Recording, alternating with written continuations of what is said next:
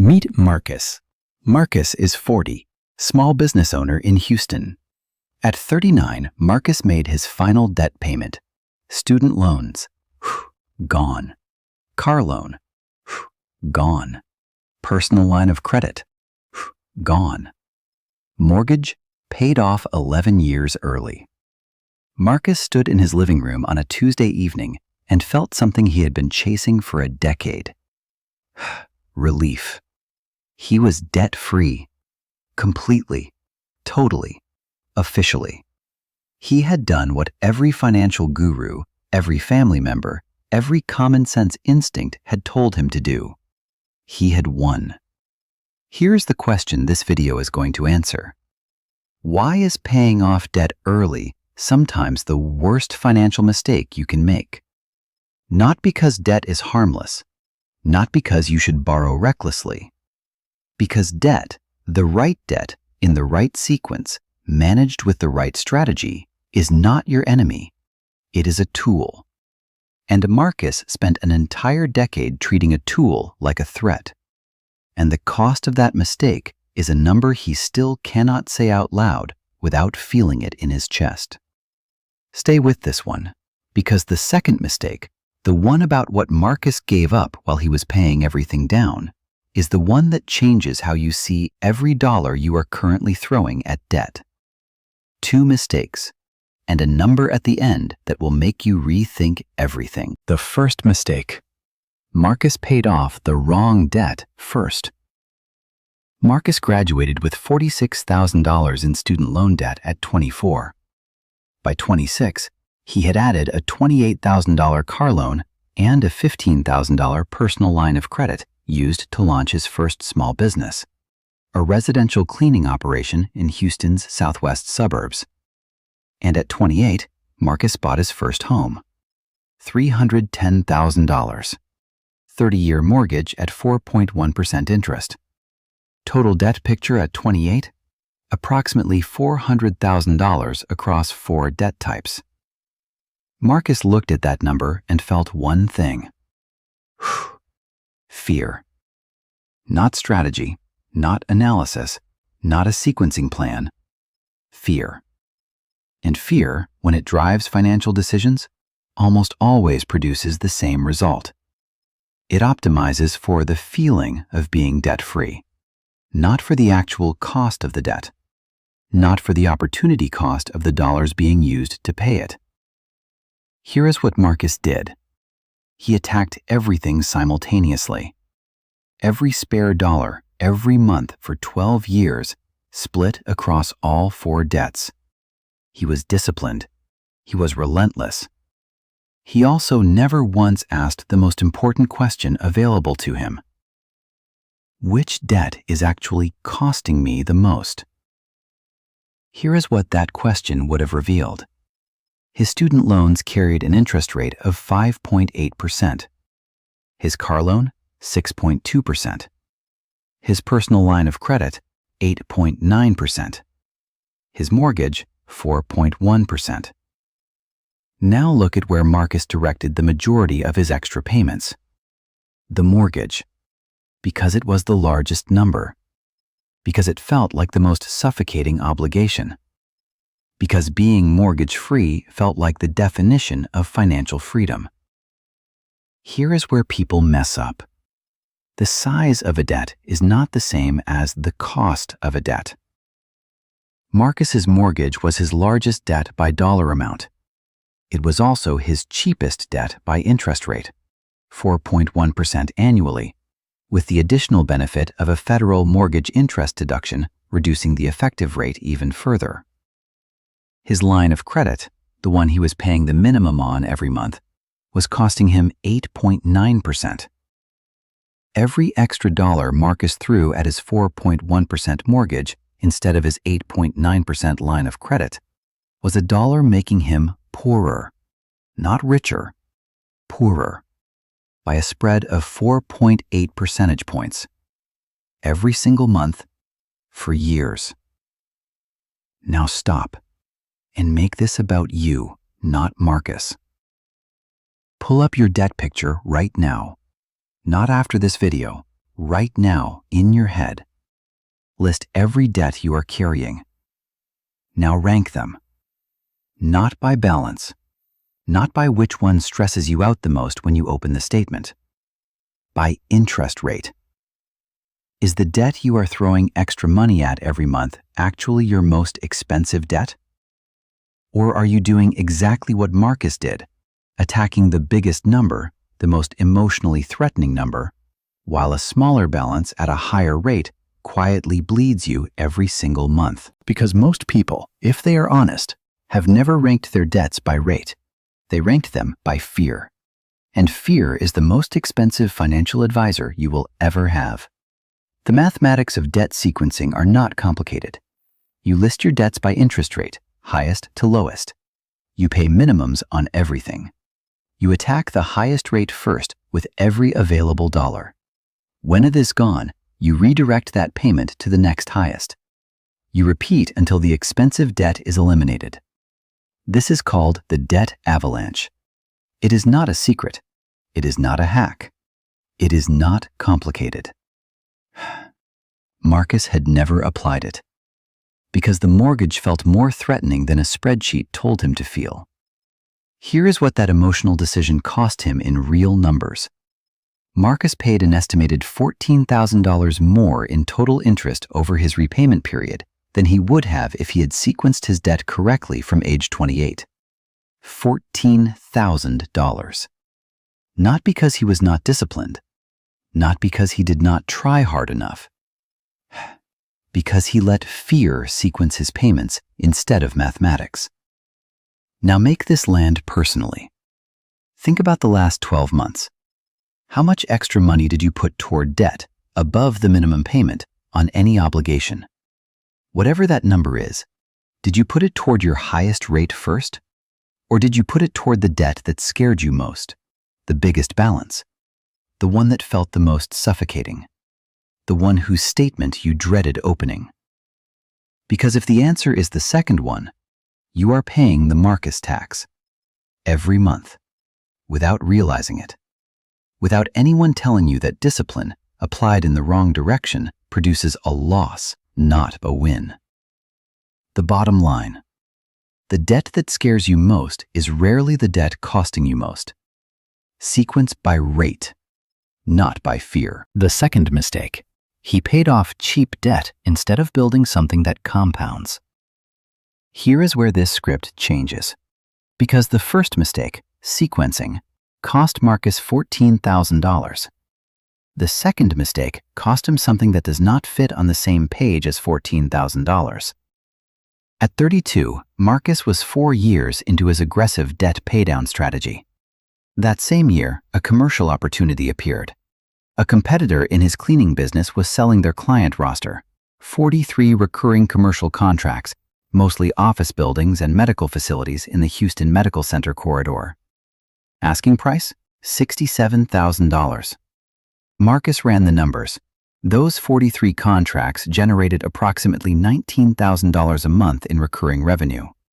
After labor and supplies, net profit of approximately $7,600 a month. That is $91,200 a year in net profit. At $67,000 acquisition cost, the investment paid for itself in under 9 months. Marcus knew this. He did the math on a legal pad at his kitchen table. The numbers were not close. They were obvious. He did not buy it, because at 32, every spare dollar Marcus had was already allocated to the mortgage, to the student loans, to the car payment, to the line of credit.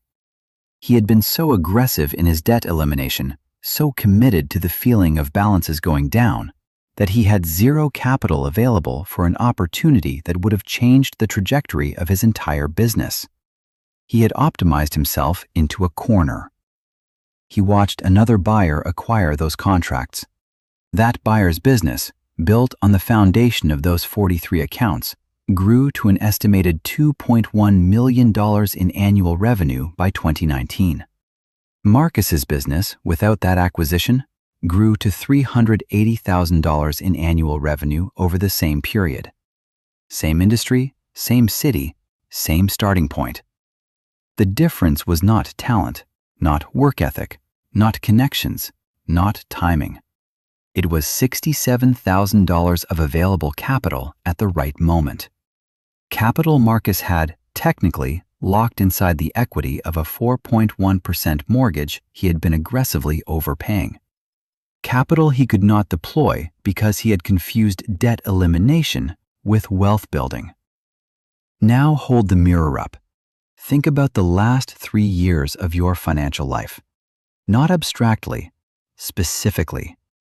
Was there a business opportunity you walked past because every dollar was committed? An acquisition? A partnership? A piece of equipment that would have scaled your operation? A course, a certification, a coach? Something that would have repositioned your earning power permanently. Not a lottery ticket, not a gamble. A real, calculated opportunity with a return profile that was obvious, that you looked at, did the math on, and walked away from because you did not have the capital available. If you cannot think of one, that might mean the opportunity did not exist.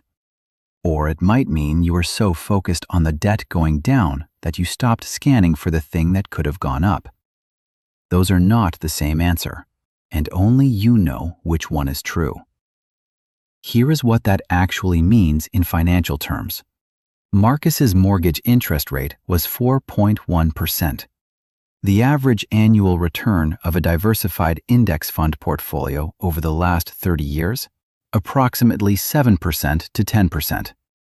The return on acquiring those 43 commercial contracts, conservatively over 5 years, would have exceeded 400%. Marcus was paying off 4.1% debt with dollars that could have generated 400% returns. That is not discipline. That is the most expensive math mistake a small business owner can make. And it is not just business owners who make it. It is the salaried professional redirecting every spare dollar toward a 3.5% mortgage, while passing on a professional development investment that would have added $20,000 to their annual income. It is the freelancer crushing a low-rate personal loan, while the equipment that would have doubled their capacity sits on someone else's invoice. It is you, if you are honest about it, choosing the comfort of a balance going down over the discomfort of capital sitting ready and waiting for the right moment to move. Because that is what this really comes down to. Comfort. Paying off debt feels productive. The balance goes down. The number moves. You can see it. You can track it. You can celebrate it. Holding capital in reserve, strategic capital, patient capital, opportunity capital, feels like doing nothing. It does not move. It does not give you the satisfying moment of a zero balance. It just sits there, waiting for the Tuesday afternoon when 43 commercial contracts go on sale, and you are the one person in the room who can say yes. Ask yourself honestly, are you managing your debt in a way that builds wealth? Or are you managing your debt in a way that makes you feel better? Because those two strategies look almost identical from the outside. Same discipline, same sacrifice, same monthly transfers. Completely different outcomes. One builds a balance sheet, one builds a feeling. And a feeling, however earned, however deserved, does not compound. Marcus is 40 now, debt-free, completely. Business generating $380,000 a year. Solid, respectable, real. And occasionally, on a Tuesday evening, standing in the paid-off house, he thinks about 43 commercial contracts in the Houston Medical Center and what his life looks like if he had $67,000 available on the day they were for sale. The mortgage is paid off. The student loans are gone. The car is owned outright. And none of that, not $1 of it, built the thing Marcus actually wanted to build. The lesson. Debt freedom feels like winning. But a zero balance on cheap debt while a $2 million opportunity passed you by is not winning. It is the most organized version of losing. The closing. What debt strategy actually looks like when built for wealth. Marcus is not a cautionary tale about irresponsibility. He is a cautionary tale about discipline applied to the wrong problem. 2 mistakes, 1 outcome.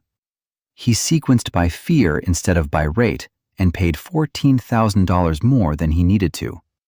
He eliminated cheap debt instead of deploying capital and watched a $67,000 investment generate $2.1 million in revenue for someone else. So here is what a debt strategy actually looks like when it is designed for wealth instead of for comfort. Step 1. List every debt by interest rate, highest to lowest. This is your sequencing map, not your balance sheet, your rate sheet. Step 2. Identify your threshold rate. For most mid-career professionals, any debt below 5% to 6% is cheap debt, not dangerous debt, cheap debt. Debt that costs less than a conservative investment portfolio is likely to return. Step 3. Attack expensive debt aggressively. Anything above your threshold, high-rate credit cards, predatory personal loans, variable rate obligations, eliminate these first, fast, and without mercy. Step 4. Service cheap debt minimally. Pay the minimum, not $1 more. Redirect every freed-up dollar toward investments or toward capital reserves that keep your options open. Step 5. Protect your optionality. Maintain a capital reserve separate from your emergency fund, specifically for opportunities. Not a savings account you dip into, a strategic reserve that sits ready for the moment the market gives you a window. Marcus did not have. This is not a call to carry debt forever. It is not permission to borrow recklessly. It is a case for treating debt the way people who build real wealth treat it. Not as a moral failure to be eliminated at any cost, as a tool with a price and a set of conditions under which paying that price is worth it, and conditions under which it is not. The people who build real wealth are not the people who eliminated every debt as fast as possible.